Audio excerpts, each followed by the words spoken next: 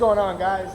Coming to you with your workout for Monday, July? I know it's August. Oof. August 10th, 2020. Today we have some good lower body strengthening, some single leg work, and we have a workout that is going to be challenging, but I wanted to start the week off with a good challenge for you guys.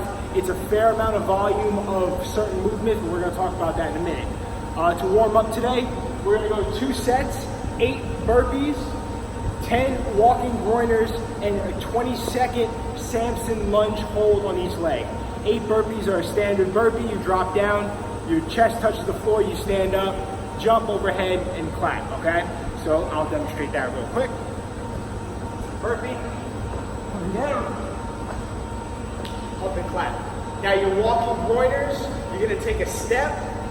You're trying to get your elbow to the inside of your foot, really trying to stretch and get that hip capsule inside of your thigh, your groin nice and loose as you do this. You come down, you stand up, you take a step, and you come down again. All right.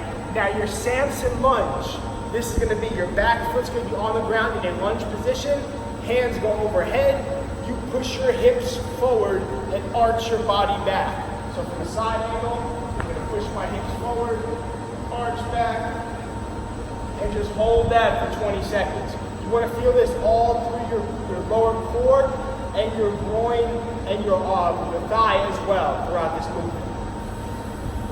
So 20 seconds on either leg. Now, our strength today is going to be, bump you back just a touch. It's going to be a back rack, a barbell split squats on each leg. Now the split squat is a little bit different than a walking lunge because you're not walking and you're not moving your leg. You're staying in one position and you're just gonna drop down in a lunge position, so a split squat position for a single leg movement. You're gonna drop down, lightly touch your knee on the ground, and then stand back up and then continue. You're not alternating feet. You go 8 on one leg, and then you switch your feet, 8 on the other leg. So what that looks like, you take the barbell from the rack, flip on your back, you're gonna take 1 step, or actually, you're gonna drop into a lunge position. So just like this, it should be about 2 feet apart from each other, okay? You can kick your back leg out just a touch, so it's not directly stacked behind you. You wanna be somewhat about here, okay? Now from here, keeping a nice big chest, you're gonna drop down, lightly touch your knee, and stand up.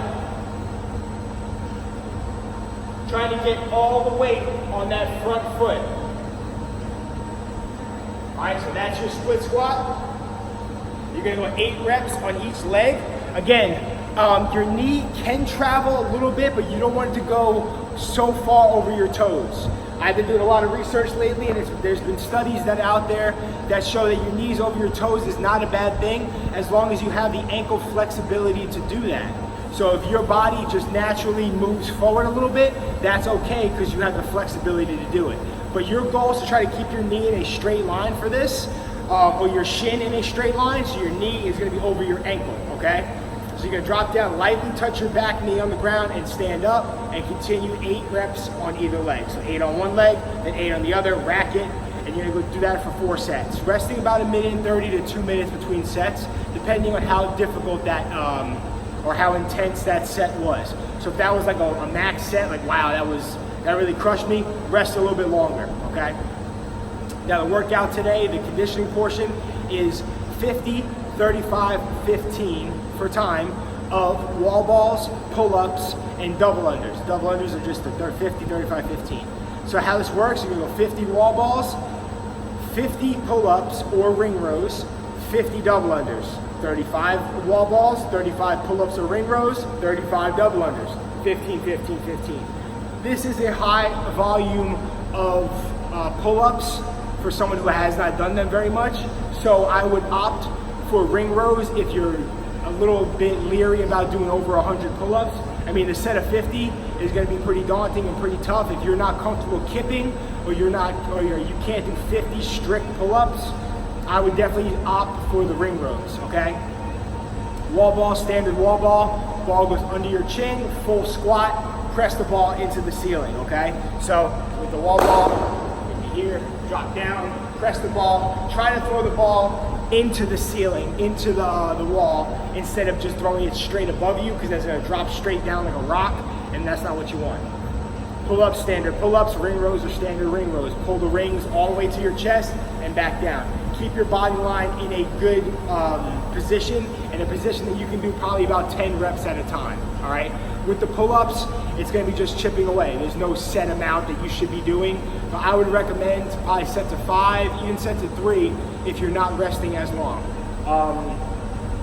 So get after that one today. Again, 50 double unders, 35 double unders, 15 double unders. If you're gonna go single unders, double the reps. So it's 100 single unders, 70 single unders, 30 single unders, okay? That'd be about an even amount of time. For extra credit today, we're gonna go a 30-second lizard stretch on each side. This is just like the groiner stretch from the beginning, like the walking groiners, but we're not walking, we're just holding that position and really trying to open up. So, your lizard stretch, your foot's down, trying to get that elbow to that instep, and you're gonna hold this position for 30 seconds. All right, you're gonna feel this in your back hip flexor, your front hip capsule. It's going to be a really good stretch to kind of get you loose and back to normal before you walk out of the building. So that's your workout for Monday. Hope you guys have a great start to your week, and I will see you all tomorrow.